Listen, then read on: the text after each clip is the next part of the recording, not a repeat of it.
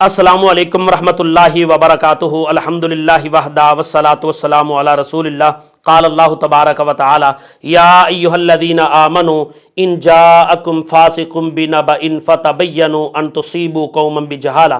اللہ تبارک و تعالی نے فرمایا اے ایمان والو، جب تمہارے پاس کوئی فاسق خبر لے کر آئے تم اس کی تحقیق اور تصدیق کر لیا کرو۔ بغیر تحقیق کے کسی کے اوپر گستاخی کا فتویٰ لگانا درست نہیں ہے۔ بغیر وجہ بغیر تحقیق کے کسی کے اوپر توہین مذہب کا فتویٰ لگانا ٹھیک نہیں ہے۔ کچھ دن پہلے کی بات ہے، پاکستان میں ایک خاتون نے لباس پہنا ہے، لباس کے اوپر عربی رسم الخط کے حساب سے لفظ حلوہ لکھا ہے۔ ایک آدمی نے دیکھا، اس نے کہا یہ قرآن مجید کی آیات لکھی ہیں۔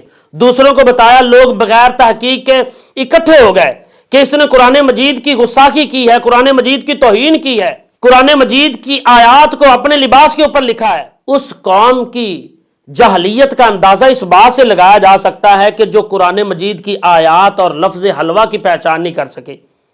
اس قوم کی جہلیت کا اندازہ اس بات سے کہ جن کو یہ علم نہیں ہے کہ لباس کے اوپر لفظ حلوہ لکھا ہے یا قرآن مجید کی آیات لکھی ہیں، جبکہ پورے قرآن مجید میں لفظ حلوہ نہیں ہے۔ جہاں گستاخی ہے اس کو گستاخی نہیں سمجھتے۔ اگر زندے نے اپنے لباس کے اوپر قرآن مجید کی آیات لکھی ہیں جبکہ لکھنے کی اجازت نہیں ہے، تو جب کوئی فوت ہو جاتا ہے اس کے اوپر لا الہ الا اللہ محمد رسول اللہ لکھی ہوئی چادر ڈال دی جاتی ہے، آیت الکرسی لکھی ہوئی اس فوت شدہ میت کے اوپر ڈال دی جاتی ہے، جبکہ کبھی آپ نے اندازہ لگایا ہے؟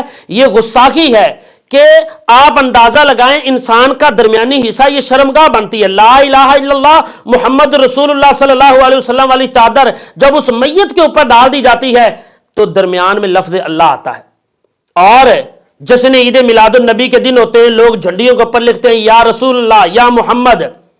یہ گستاخی نہیں ہے، وہ جھنڈیاں بازاروں میں رول رہی ہوتی ہیں، بازاروں میں پھر رہی ہوتی ہیں، اور سیاسی دنوں میں سیاست دان اپنی پوسٹ پر پینا فلیکس پر نصر من اللہ و فتح قریب قرآن مجید کی یہ آیت لکھتے ہیں۔ الیکشن کے بعد وہ پوسٹیں، وہ پینا فلیکس بازاروں کی زینت بنے ہوتے ہیں۔ کیا یہ گستاخی نہیں ہے؟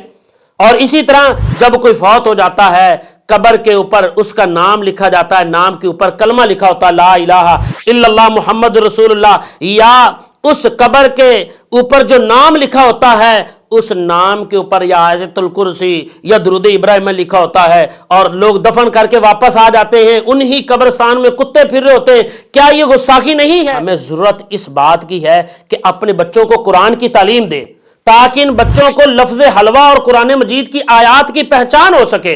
اگر اپنے بچوں کو قرآن کی تعلیم نہیں دیں گے پھر ایسا ہی ہوگا، لفظ حلوہ کو قرآن مجید کی آیات سمجھیں گے۔ اور کسی نے کیا خوب کہا ہے کہ جانے کون کسے مار دے کافر کہہ کر، جانے کون کسے مار دے کافر کہہ کر، شہر کا ہر بندہ مسلمان بنا پھرتا ہے۔